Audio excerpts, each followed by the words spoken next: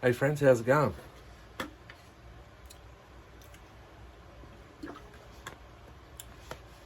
Been a long day. Just got home. We left at 5 this morning. Went up to Craig's. That's the farm Saw Feast is held in Benalla.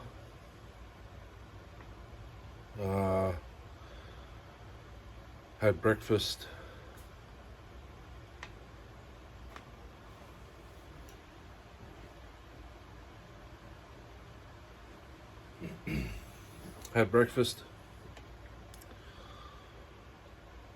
Then we had a look at the truck because the 2-speed diff wasn't working. If anyone knows,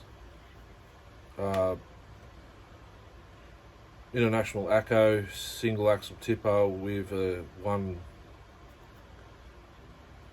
think it's a 170 Perkins diesel with the Eaton 2-speed diff.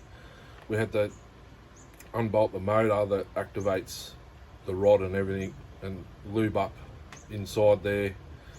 Well, Lockie did. I was lying on my back. He was sitting down. He had some more room. Unbolted the motor and there was a wasp nest under there, or a mud dauber, you American boys call them, or something like that. Nest in there.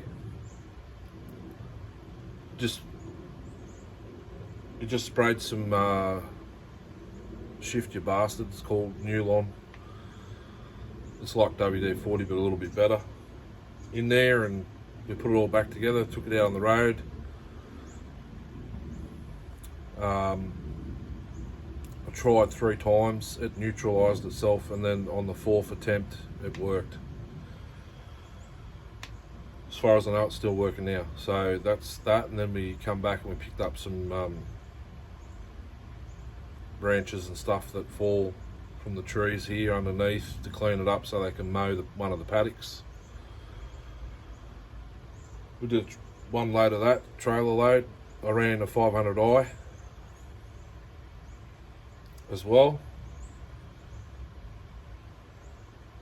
The rakers were too high, so I kind of stopped and switched it off. So I didn't want to damage the saw. It's only got 3 hours, I think 3 hours total use on it.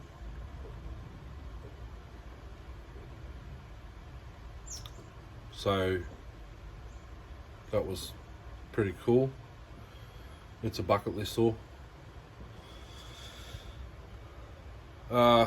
And then the Polaris,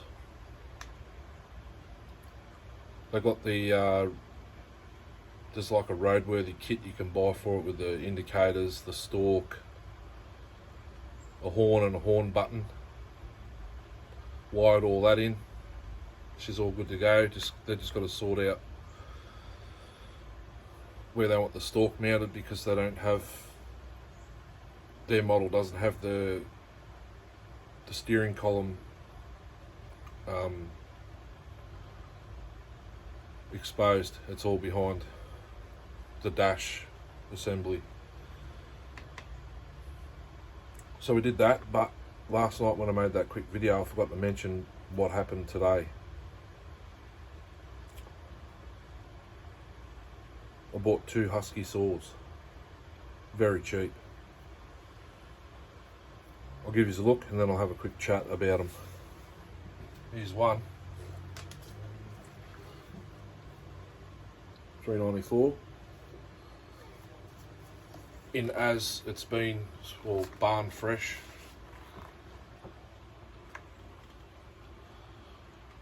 .24-inch. I don't know the, possibly Oregon.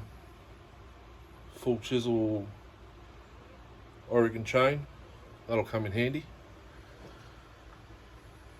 That's one. I'll show you the both and then I'll have a chat. Have a guess how long they sat for under a bench. This one will probably give it away. $281. 16 or an 18-inch bar, probably 18. Missing the deflector and the brake band, which is kind of annoying. And the inserts, operator presence, I've got all those on the 281 build that we all know I've been doing for a while. 281 has sat under a bench for 20 years. It fired first pull.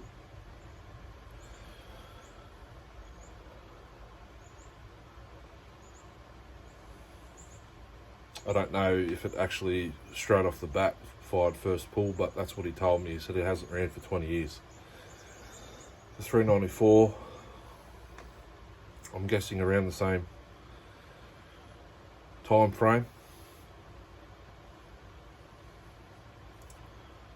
So that's what I wanted to tell you. They were used every day in the tree service. I think this is what the guy explained to me last night. They just went under a workbench and sat there because they upgraded.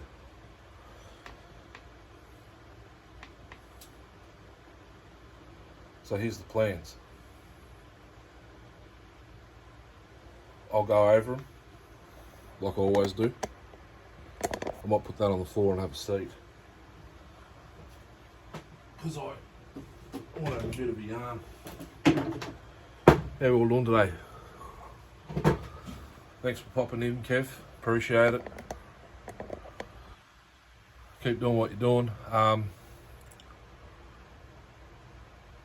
A saw mechanic mentioned that about the vinegar on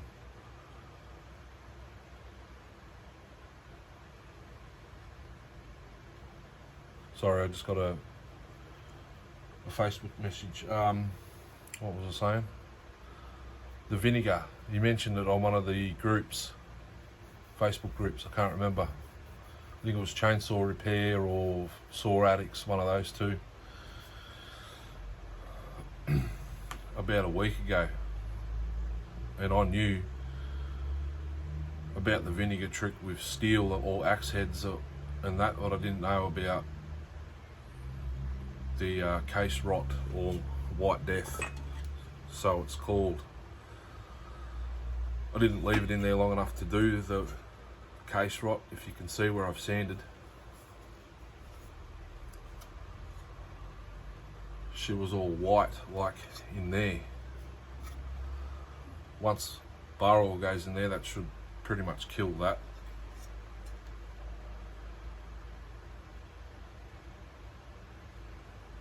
So yeah, I only put the vinegar in long enough for it to bubble up around the bearings and that, so I could move the crank to where I had to get it to pull it out. The case splitter, I gave it the crank 1 30-minute run at 60 degrees facing this way. This crank only just fits in my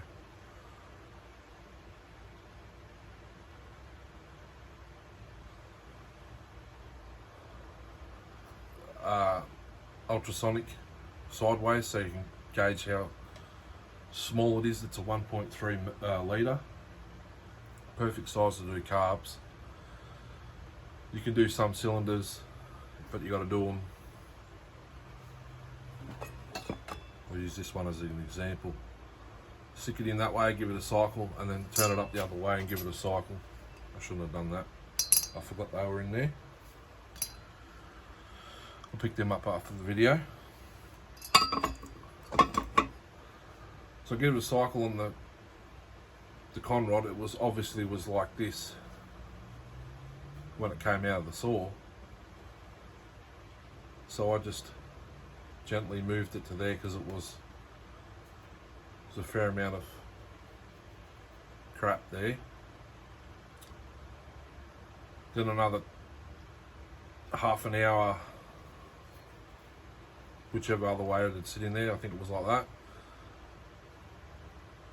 And then a further, I think 20 minutes, 25 minutes all around, and now you can see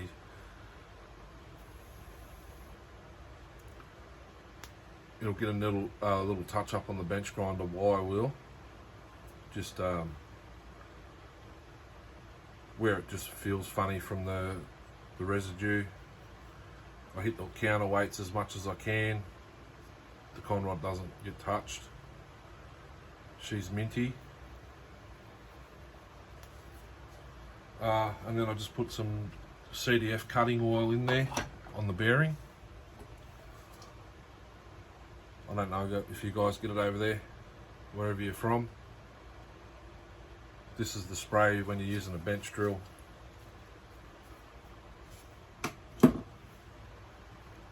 As soon as you fire the saw, that'll get burnt off and two-stroke oil will go in there. I didn't have any two-stroke oil on hand right here at the present time. So that's that. A win for a change. The 394 top left bolt hole is missing with a few of the fins on the starter. That's no real big deal. He started it before I handed over the money. I didn't really care if he did or he didn't. I wanted them for parts, but they actually run. So my 281, that was awaiting parts. Now that'll be the part saw. I'm thinking I need the top cover, the handle inserts, operator presence, and the spring for this one down here.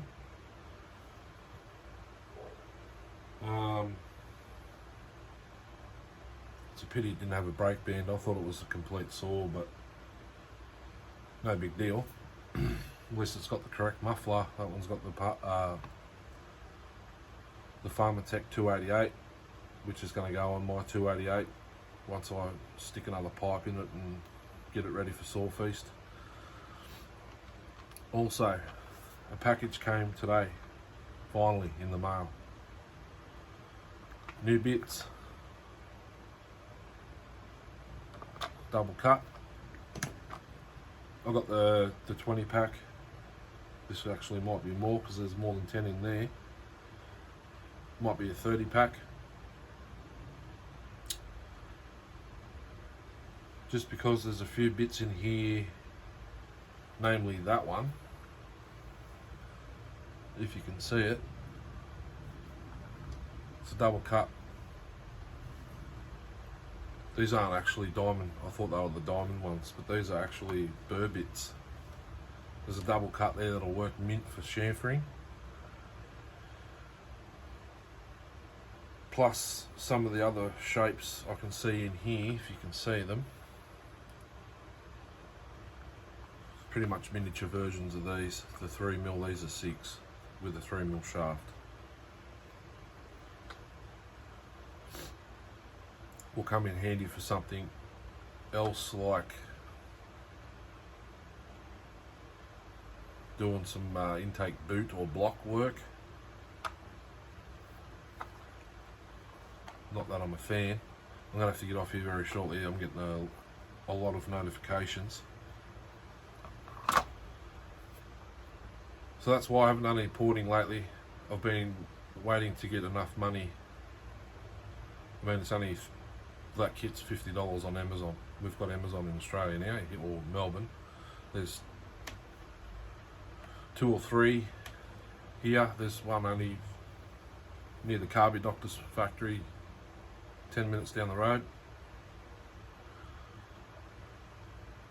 So it gets delivered in a taxi on weekends or Ubers, no postal service. So that's why I still haven't finished the Ozito top end, the top handle, the cheap ones, the Chinese like the Neotech, but they're only $99 sometimes, or $108.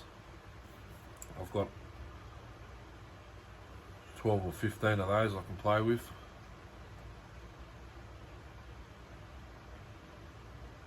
So that's that. Now I've got them, I can get back into the good stuff.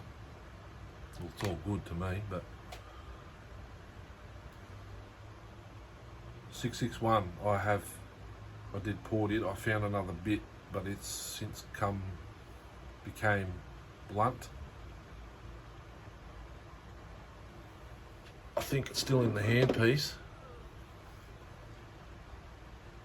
No, that's not it. Actually, I used that one right there, the old school Dremel, the generic type. With this,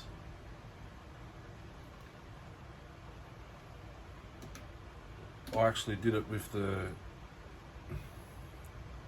what do you call it, Fordham, but I went back in and redid. I did not redid, sorry. These highway,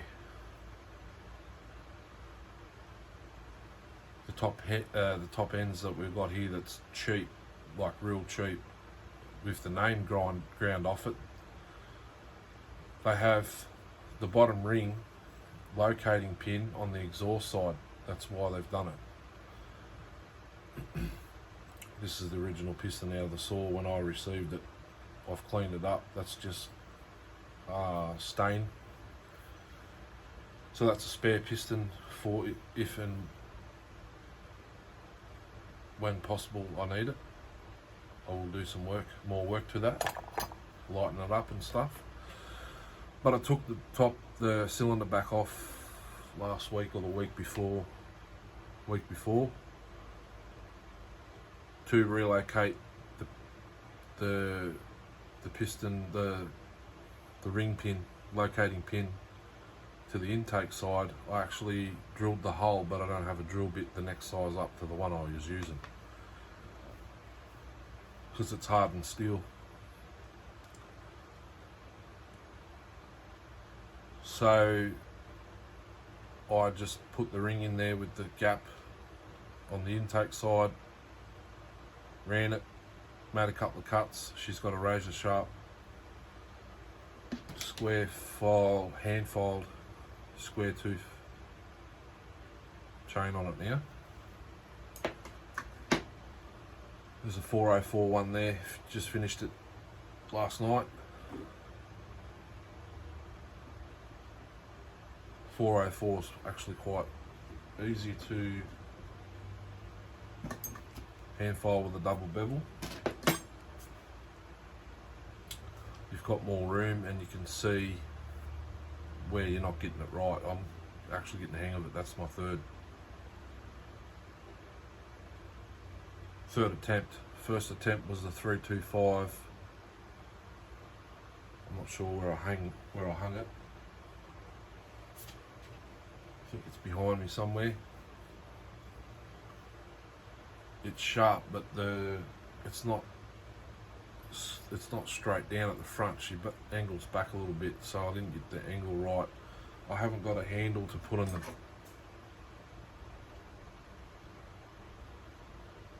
in it that won't hold it, stop it from moving. I'll have to get a new one and dedicate the handle just for that file, so it doesn't move because they're squared off. And I've almost wore this file out, so, and it's a velour. The other one is genuine steel. But there's third ones as well, which I can order some more if I get the hang of it, and I like the way it cuts. We won't find out until saw feast, but I did try it in a bit of pine here and it was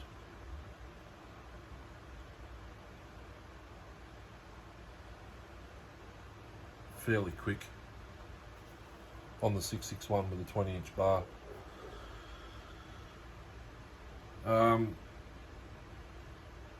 So that's about it for this vid.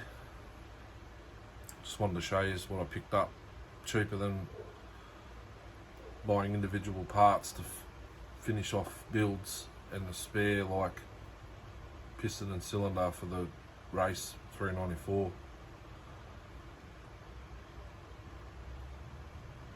with an undamaged clutch side case, but I've already got one here. So the race build will still go ahead.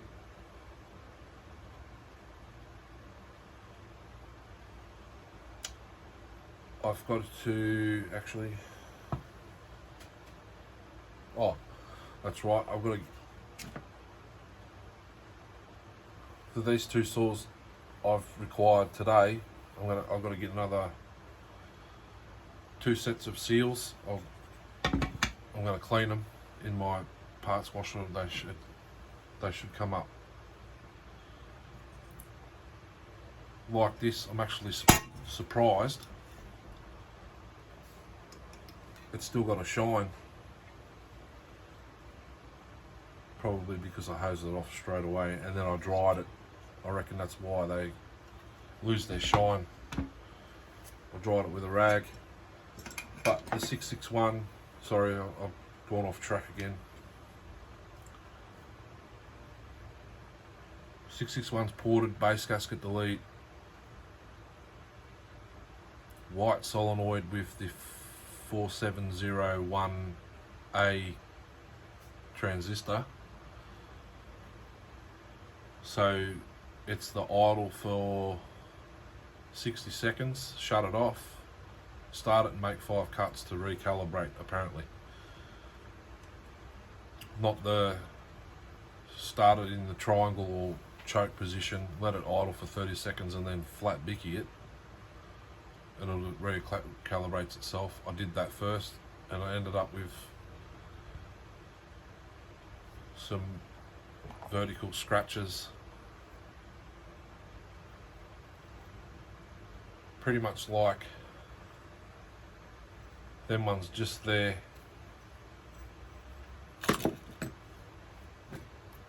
Straight off the bat.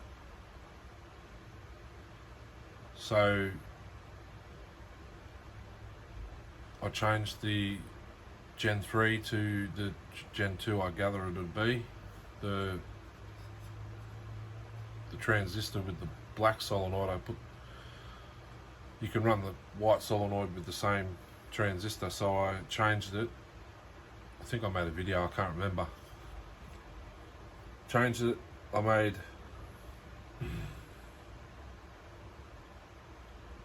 5 or 6 cuts on a roughly 20-inch, 20-inch pine round out here, just outside here. I shut it off. This was stock, unported, sorry. Then I pulled it in here. I thought I'll do a muffler mod. This is round 2 of the muffler mod. I had 1 pipe in it.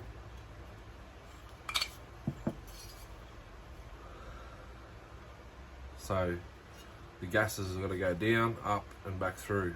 So we've got that tornado or cyclone effect. I think that's where that sits there. And I thought, well, I took the muffler front off and I could see one little scrape mark becoming a little bit obvious. So, and the pin, the ring dowel, whatever you want to call it, was daunting on me, being at the exhaust port, because I widened the exhaust as well, the port. So I thought, while I'm sitting here, I'll just stuff it. I'll pull the cylinder. It doesn't take much. Take the muffler off, the handlebar. The handlebar is probably the longest part of the procedure. The 4 bolts, undo the clamp, and bam, you don't have to disassemble the saw any more than that. So what I done was, I got one of those little Dremel cut-off wheels, just ground the pin so the ring would fit past it to spin it around. Then I used one of these little like that one there, if you can see above my fingernail, stuck it in and pushed it up a bit because they do sit half and half, ground it out, and then I drilled the hole, and then I couldn't find another drill bit to cut a piece off, grind it up and tap it in.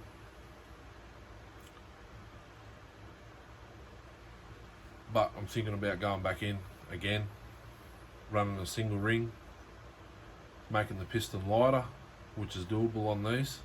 They're fairly heavy. Make the windows, I don't know why they run a windowed piston, because they're fed from the front of the case, not transfers. A closed piston would give it more volume than a windowed piston, but that's just me thinking.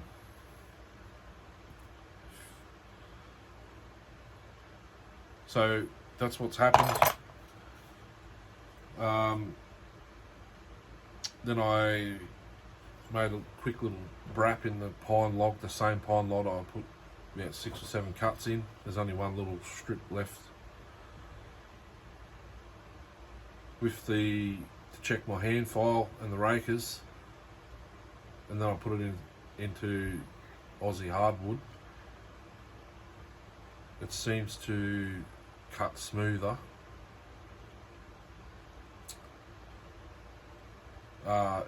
It actually 4 strokes pretty badly now, which is why I've added a double barrel, because I didn't run 3/4 pipe straight off the bat. I wanted to see how to go with the same pipe I put in my 261, which is 5/8, I think. It's enough to get my pinky finger halfway in there. So I've added another one. We'll see how it goes. I'm going to make these shorter, obviously. But I didn't finish it because I needed these. Excuse me. To grind down the welds right there. Excuse me. So I can put this in, tack these together. They do go together when you put them in the vise, but once you go to try and move them, because there is a certain way it'll go, like that.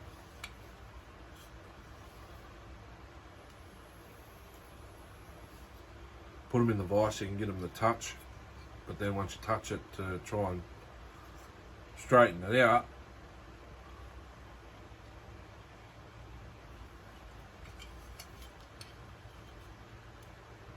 that's why. So that's where the 661 is at currently. I thought I didn't originally put the Gen 3 fuel filter in. I did. The old one's in the box, but the old one's nice and clean. I have seen what the insert stone, if that's what you want to call it, a block one looks like, so, but she's minty, but that's pretty much it. That's all I wanted to let you know. Next episode hopefully will be, I might bring you along on Thursday, public holiday here, Invasion Day or Australia Day. All depends of who and what you are or come from the day that you celebrate. We don't really celebrate, so it's Invasion Day for us. Building a stand for my sandblasting cabinet, and then hopefully that doesn't take me long if I've got all the materials, and I will be disassembling to factory paint spec a Canadian 270. So that's pretty much the engine together and everything else off it. They painted those with the flywheels on, which is what I will be doing if I can somehow stop the sand from getting behind the flywheel and into the points area, or I might take the flywheel off, tape up the ignition system and do the edge of the case half, if you know Canadians.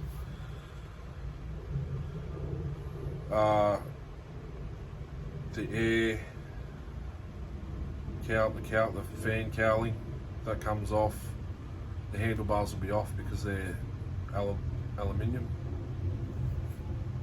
Muffler I'll have to leave on, maybe not. I'll actually want to sandblast the muffler and maybe polish it, or try and find like a high temp aluminium colour.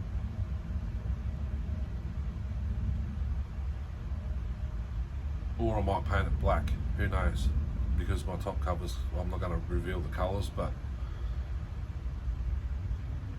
that's the project for Thursday. Friday,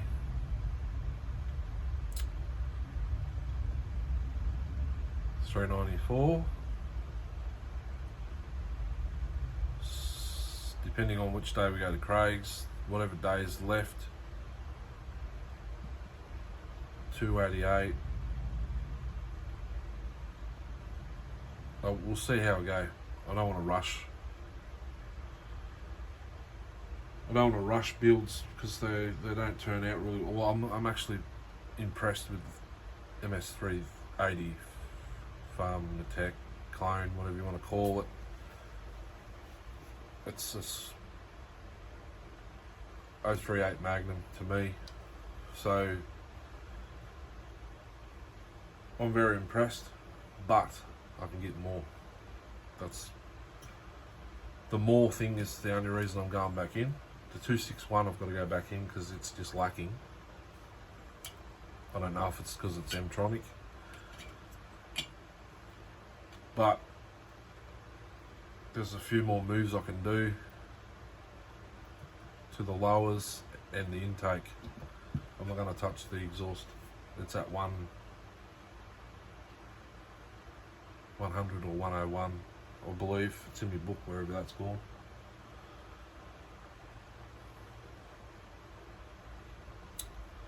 So yeah, hope everyone has a good couple of days. I've got to go and have a shower and get ready to go to bed. It's past 9 o'clock, I believe. It's been a long day. I'm sunburnt, top of my head's absolutely burning still.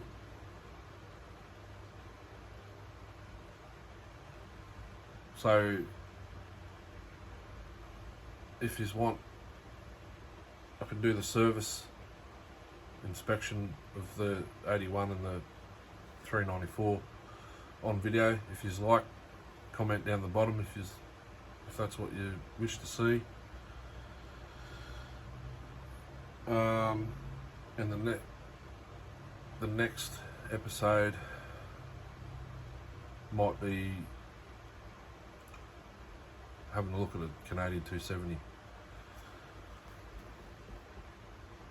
Possible filming of sandblasting, paint prep, painting. I can bring you along painting. I've got my little handheld tripod there. Because I hang stuff on the fence just outside the door, and hit it with the pressure pack two-pack paint. Let it dry out in the sun and reassemble, etc. Have a good one. Catch us on the next one. Thanks for watching. Hooroo. See yous.